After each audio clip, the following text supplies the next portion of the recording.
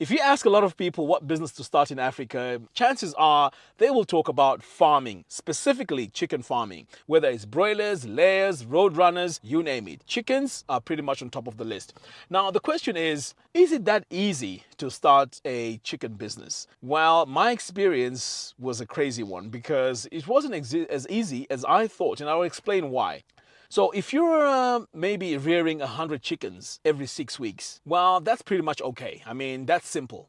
It doesn't really take a lot of resources. But if you want to take this to the next level and really do this properly, where you're doing maybe 500 chickens per week or even 400 chickens per week, you're going to need to invest a lot of money. And here's the thing. So first of all, think about it this way. Let's say you are producing 500 chickens a week. You would need a ready customer who's going to come and get those 500 chickens straight away and they're gone. If that's not the case and you're trying to sell them slowly, you are going to need to invest in those blast freezers or those commercial freezers, because those commercial freezers can take up to about 500 or 1,000 or even 2,500 chickens.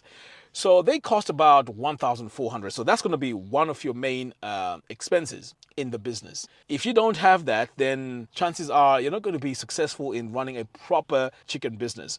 A blast freezer will be okay as well, but that's a bit more expensive to set up. So you would need one of those commercial freezers. In fact, the one I have, I bought that for $900 and the capacity is about 400 to 500, I think. So that's your first cost. The next thing is, as you know, there's a lot of load shedding. So you're going to need a solid solar system. Now, if you want a proper 5 kVA, the batteries and the backup batteries and so on, you are going to need a setup which will cost you around 6,000. So already we are now into 1,500. Okay. The other cost you're also going to incur is the cost of building the chicken runs.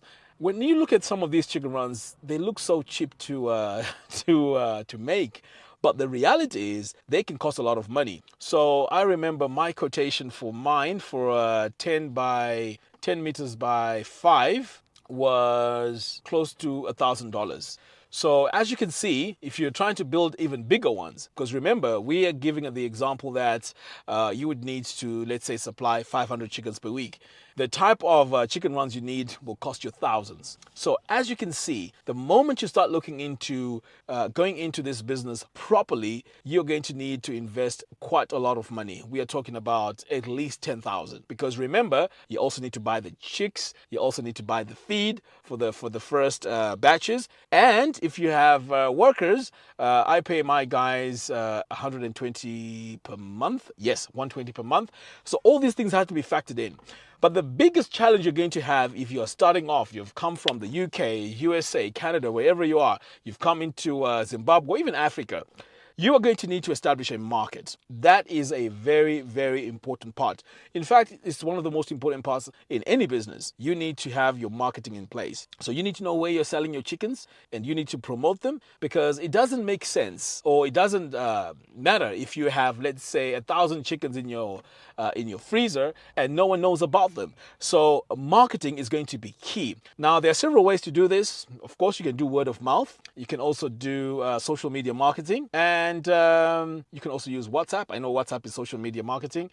But really, if you want to sell a lot of your chickens, you're going to need a proper marketing plan. Now, what normally works, say, in the US, in the first world countries, doesn't necessarily, work over here. I'll give you an example. Let's say I do a YouTube ad. I mean, very few people are going to see the YouTube ad, because over here, people don't spend a lot of money to watch YouTube videos. Even if you look at this channel itself, majority of people watching my videos are actually from the diaspora, and specifically UK, South Africa, and United States. So anyway, so as you can see, it's not as straightforward as it is, because you're going to need a lot of investment.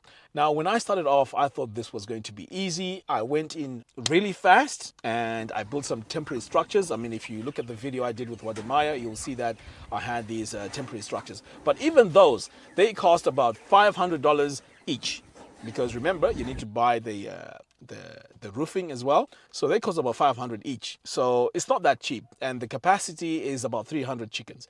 So if you're going to have a proper supply of, let's say, 300 chickens every week, you're going to need to have quite a few of those. In fact, you may need to have 7 of them, because one of them will be, we'll need the chickens for about 6 weeks. And then you move on to the next one, then the next one, and then the next one. So you'll need about 7. One of them will act as the brooder, and also you need to disinfect some of them, keep it free because of diseases and so on. So overall, as you can see, it's not as easy as one may think. So to really start a proper business, you would need at least about 10 to 15,000 US dollars. That's for the broiler business. Okay, so you may be thinking, well, I know someone who's doing it at a very low scale. Yes, it is possible. But one thing that people don't tell you is they probably have an established market. They have ready customers already waiting to buy your product. So let's put it this way. Let's say I'm producing 500 chickens every week and I have someone I'm supplying. Maybe they have a chain of restaurants. So I don't need refrigeration because I know that person is going to come, buy those chickens, boom, and it's done.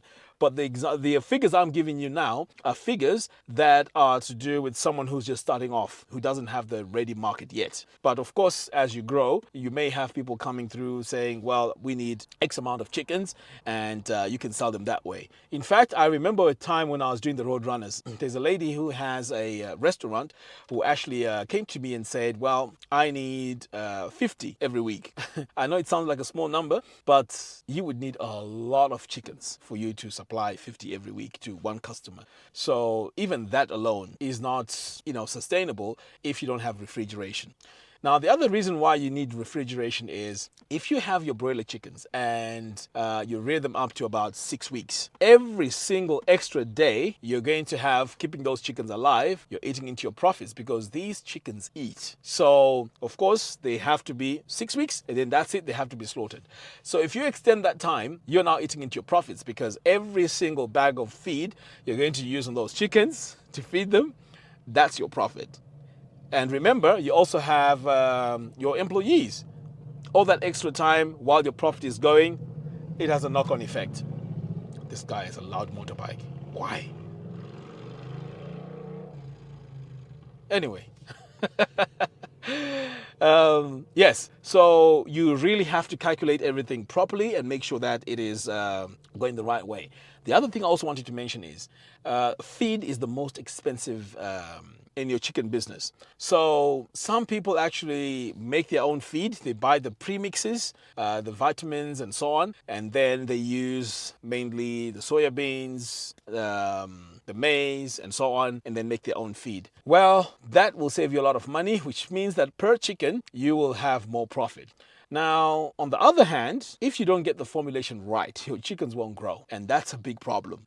So if you decide to buy the feed, then you have to also think about the cost of the feed is very, very expensive, and you have to do it very precisely, because there was a time when I tried to do the broiler chickens, and it was a big challenge because I didn't get the desired weights. That is because sometimes as we're rearing these chickens, I may not have enough money that week, so then we delay feeding the chickens. And so that has a knock-on effect on the growth of the chicken. So what I would recommend you do if you want to go into this business is to, first of all, each batch you buy, make sure the feed is ready there, because you want to make sure that the feed feeds the chicken and they don't go a few hours, without any feed. That is very, very important. Now let's talk about the profits. So let's say you have everything in place.